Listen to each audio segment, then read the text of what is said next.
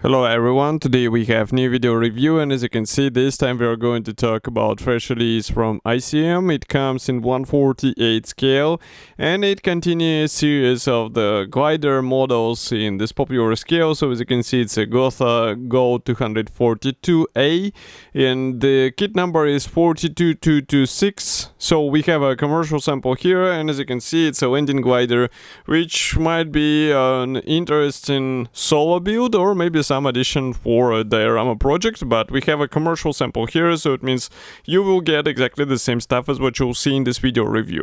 And first of all, I have to note the box size. So because the model itself is big, obviously the box is also big. So here you can see comparison with my hand, and on the side you'll find some information about the real prototype and also about the kit. So I can see that the wingspan will be 513 millimeters and the parts count is 214. On the opposite side you can see 4 marking options which are included here. We will talk about them later when we will be checking the assembly manual, because usually ICM packs the marking guides in the assembly manual. Now I am cutting through the tape, because usually this tape is sealed and it means that nobody was opening the kit before you. And in the meantime, I can also remind you that you can support us with a small donation, because even the smallest donations, they help us to develop and get some new equipment in order to improve our photo and video quality, or maybe introduce even some new, let's say, features in our reviews, or get some interesting kits to be reviewed. So if you would like to support us, there is a huge button on our website which will give you a possibility to choose the amount via PayPal. So now I'm trying to remove the top cover from the box, because it is a bit of tight fit for such big boxes from ICM, and it's usually a bit problematic to take it off. So just give me a second, we will try to speed it up. In the meantime, I can say that the original release happened some time ago. We reviewed it as well. It was Gotha Go 242B, and now we have an A version. So the box styling here, as you can see, is typical. We have this flexible top cover which does not provide any protection at all, and what is actually preserving all the parts inside is this white box. And if I open it, here we have all the parts packed into the same plastic bag. So we will have to open it and check what is actually supplied here. So just give me a second. It's a resealable. Actually there are 2 bags. I guess that's due to the size of the model, or maybe it's because the sets of the parts are separated according to the versions, so that it will be easier to get the right set. But we are going to open the first one, and I was going to say that it's a resealable plastic bag, that's why it is easy to open. And here you can see the first frame. So let's zoom in a bit, and as you can see here we have a panel of the fuselage. We have also this 2 halves for each of the tail booms. We also have some tail surfaces, and due to the boxy structure of the fuselage, I guess it will be easy to assemble it. And also you can see that we have a really nicely copied textile, let's say, here. So you can see it closer here, and all these wrinkles look good. I guess with some additional pre-shading it should look even better. Also inside you'll find some guiding elements. They will be handy for cockpit parts, and the same can be said about these tail booms. So as you can see, we have guiding elements as well.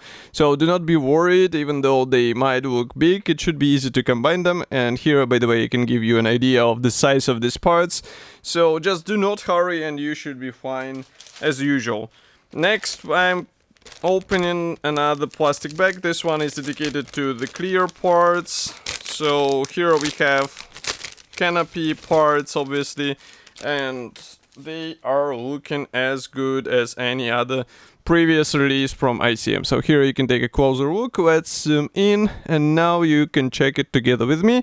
So all these parts, they look like real glass. I do not see any possible molding problems, and as usual ICM started including the masking guides into their kit. So I guess, and I hope that this kit is not an exclusion, and we will have a mask template in order to cover all these clear areas. Next we go with a sprue G, which is supplied in 2 pieces, so I will show you on the one so that we won't have to repeat the same stuff again and again, because here we have mainly cockpit parts. These are the seat racks. Also we have the landing gear wheels, which look fine for out of the box build, but if you would like to have more features, then you should definitely sort for the aftermarket. I think there is resin set available from several actually manufacturers, so if you would like to have more things copied in such large scale, it will be a good thing, so definitely go for resin. Next we have another big frame, so here we have Fuselage panels. As you can see, these are side panels. Note that we have cutouts for the clear sections, obviously. We also have the wing mechanization here separately, which should be also useful in such large scale. So again, if we zoom in, as you can see here, we have this fabric tension nicely imitated both on the fuselage and wing parts. And also here inside the fuselage halves, we also have some additional features in form of struts and internal structure. Now I'm going to zoom out a bit, and while you will be looking at the opposite side of the same sprue, I will be opening another plastic bag, so just give me a second. Okay, let's move this one aside. Place this spruce here. Okay, so we continue with the sprue D. Here we have more of the wing mechanization and various parts which will be installed on the outer surfaces of this aircraft. Everything looks fine, and I guess we have the guiding elements. Yeah, we do have for these tail surfaces, so it should be easy to align them together. The same applies for these covers, and that's really good that ICM actually thinks through the overall design of this kit, and we have the guiding elements which should speed up the assembly process, in my opinion. Next we continue with a bit more tricky stuff, because here we have the framing for the fuselage. So this internal structure will have to be copied. What is good here is that we have it molded as a one-piece sections, as you can see, so it's just a matter of getting it off the sprue and then installing into the fuselage. What is not that, I would say, easy for some modelers is to carefully separate it and handle it properly, install it properly, and of course align properly, so pay attention and definitely do not try to hurry with all this stuff, because otherwise you might end up with a really funny result. But overall I like such idea because it saves you some time. It also helps you to avoid unnecessary fiddling with the separate bars, so really great idea, and I hope that it will be actually useful for you. Okay, next we continue with one more plastic sprue. Again, some thin parts. We also have the tail panels. So as you can see, everything looks fine. If I flip it over, here you can check them from the opposite side. And again, for the framing, I would recommend to play with weathering. Even though the interior will be visible only through the rear part, still it might be a good idea to do so.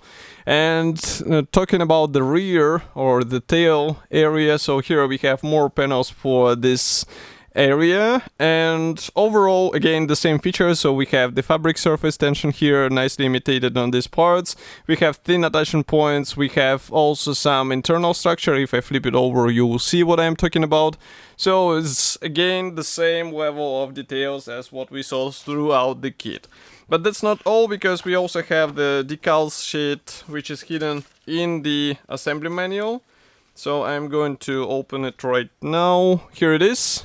It's not that big, surprisingly, but here we have all the necessary symbols. Printing quality looks really good. It's not mentioned where it is printed, but we have some cockpit decals. In case you would like to have more, there is an aftermarket set available from Edward, I think, so you can also get it for more impressive features inside your aircraft. Note that swastika is also included, so this is really good looking decals sheet.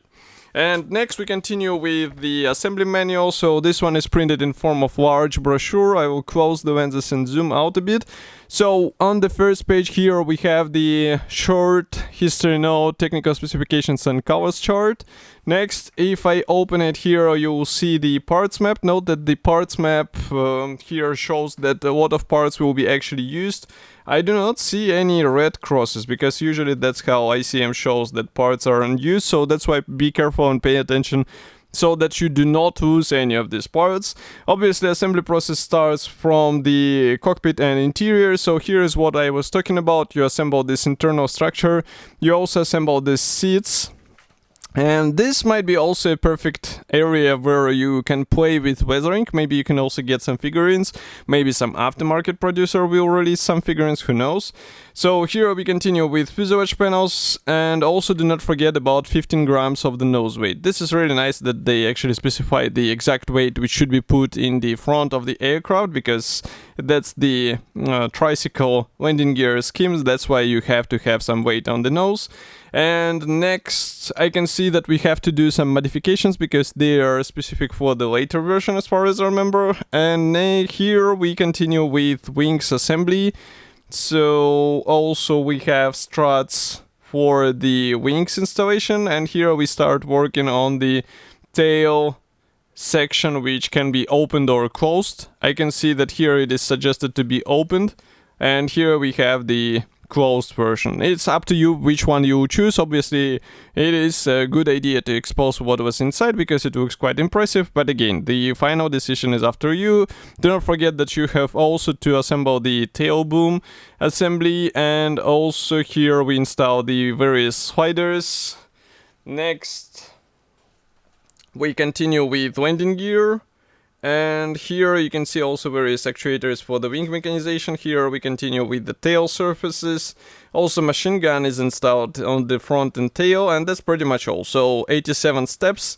Here we have masks template, which is really great because it will be handy for this aircraft. There are a lot of transparent parts. The first marking option comes with this shark mouth, looks funny. And next two are, I would say, more of a classic German camouflage, nothing that surprising. And here is the fourth one, even more, I would say, classic looking thing, but some modders might appreciate it probably. And overall, this kit should be already available. You can get it in any good model shop, for example in Modelimex. Of course, I will be happy to hear your opinion about such a list. Do not forget to write it here in the comment section below. If you like this video, press the like button, subscribe to our YouTube channel, and I will see you in the next video review as usual. Thank you for joining me today, and bye.